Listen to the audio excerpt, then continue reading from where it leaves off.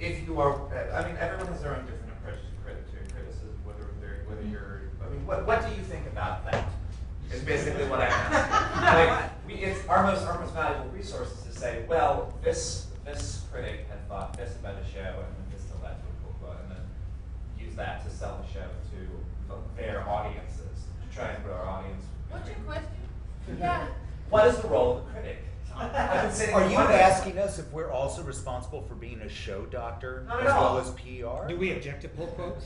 Is that what you're asking? I would like to know, what is the point? You right? Ask a question, Paul. Thank you.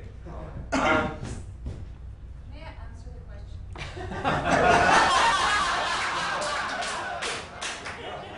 By the way, I think we came up with a really good word for the pull quote, a quotee. I like that. This exact same. You see how history changes. I just wanted everyone to weigh in on the curious relationship between marketing and the artistic value of what a critic has to say, because we're all dealing with like, oh, what did they say that they liked? What did we use to sell the show and all that? And I'm wondering. It's a fair use. You're perfectly entitled to it. If you can make money off something, we say, God bless you, do it. We want money flowing into the theater. Charlotte? Even when it's just really artfully arranged. Like, Les Mis not, I mean, you know, it's like, I didn't really, you know, but you know what? If it funds, you know, a show that they do that's, you know, not reassuring, then see, that's my do feeling. it. It's fine. Take it. I probably have had more personal pull quotes than anybody on the panel because of where I write. And believe me, if I don't want to give that show a quote, I know how to write it so that there will be nothing that they can pull. I know how to do it. I have gone back and rewritten to make sure that there would be nothing that they could pull. Now, it has nothing to do with what my feeling about the show was. My job is not to sell them. And to be honest, sometimes I thought I had written it in a way that they couldn't pull anything. And they did, and I go, fine. Yeah. If it puts butts in the seats and people have a nice experience, what do I give a shit whether they agree with me or not? I just try to limit it because I think anybody who throws around, I think it's the easiest kind of criticism is just to throw around adjectives, which are really easy to pull, and that I think that's what I try to work against. But if they can find anything that will help sell some tickets, I'm fine with that. It doesn't cause cancer. It's just opinion, and you're going for a night out. Stephen? It was an agonizing performance, despite some good performances. Pull quote, good performance. Good performance. Yes. Yeah. Fine. Go for it. Whatever. Exactly. We need to be wrapping up here. Any other questions from our audience? Olio? Question. From what it sounded to me, if you're starting to separate theater, split theater, mid-size, small size matters, I understand. If you start splitting up a radar versus Fringe, this is where we arrive at actual theater destruction. I think we need to perceive things in totality. I understand when age matters and you cannot go to as much as you can, and you feel that your role is really to cover the radar, and I respect that. And you cannot come to as much as the French. But please take into account that there is a transformation happening, and the new generation is actually moving into transdisciplinary, not even an interdisciplinary stage, where we are seeing the total, and we want to be treated with dignity, no matter where we engage, in the small theater, middle theater, big theater, fantastic. But this is where we are, and please respect that. Thank you. Right. I am a great actor. Theater to me doesn't, I don't care where it takes place. It could be a hole in the wall or it could be the opposite. All I care about is good theater. And it's not that I don't think I could have founded the Hollywood Fringe Festival, but there are many shows that open during the course of a year that I get invited to, and I have to make decisions about what to see and what not to see.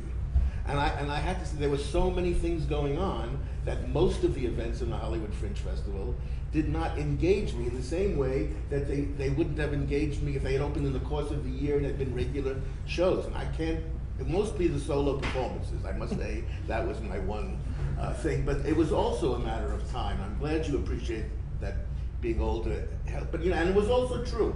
Because I am older, one of the interesting things about the audiences at the Radar Festival is that I saw many, many people hungry for good theater. People who go to all the other theater. They go to the Fountain, they go to Antaeus, they go to the Odyssey, and they were there. And that was a group I could understand, even though I was even older than them.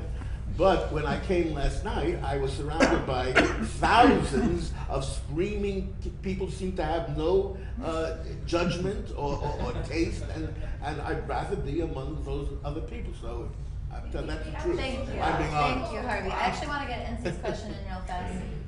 Yes? I don't think it's a question. I think it's a comment, Harvey. I would appreciate if you would not make comparisons, because at the Fringe Festival there were some amazing shows that you have missed out. And if the audience screams and enjoys a show, that it's an opinion of the audience, they're having a great time, which means the show is great. Regardless if you get it or if you don't get it, the show is great because it entertains the people, and that's what it matters. Real quick. The one way that the Fringe is going to help is less us and more you. Here, here. People are lying to their friends and family at the Fringe. Period. A lot. And so when I write the one review that says, what were they thinking kind of review, people are crying, I get hell, I get emails, and that's why I'm agreeing with Bob. I'm not talking about good or bad, I'm talking about honesty. And we really are robbing people at the Fringe by not being honest, and that's both for producers and the audience. It's not really about Radar or anything else. I've talked to reviewers after shows and they say it was awful, and 2 days later the review comes out, Jeff is my witness, and it's a rave review. Because they say, well, I wanted them to succeed. Well, the audience seemed to like it, so what do I know? And we're, in our society, we seem to be we're so opinionated, but we're getting away from brutal honesty. I think first of all, any critic who expresses an opinion on the night of the show, I think that's wrong. I don't think any of us, I think the people who worked on a show, worked on it for months, years sometimes, they deserve, at the very least, overnight consideration of their work. So I don't think any of us should ever express an opinion before we're in print. Worse than seeing a show, your friend comes up and you instantly qualify the show. It's like, no, don't do that. In terms of, but I think, yeah, just Actually, Steven's going to talk right now. just very briefly, there was the word used was importance, not quality.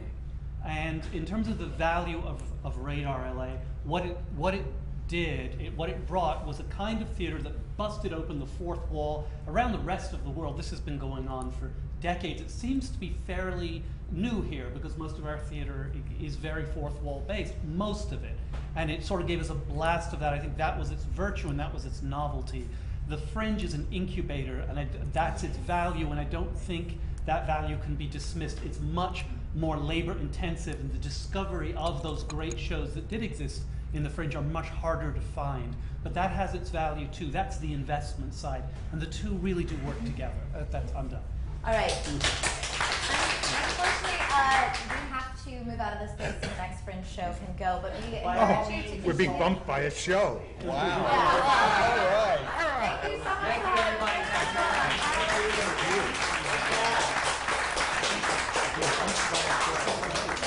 Thank you so much. Thank you.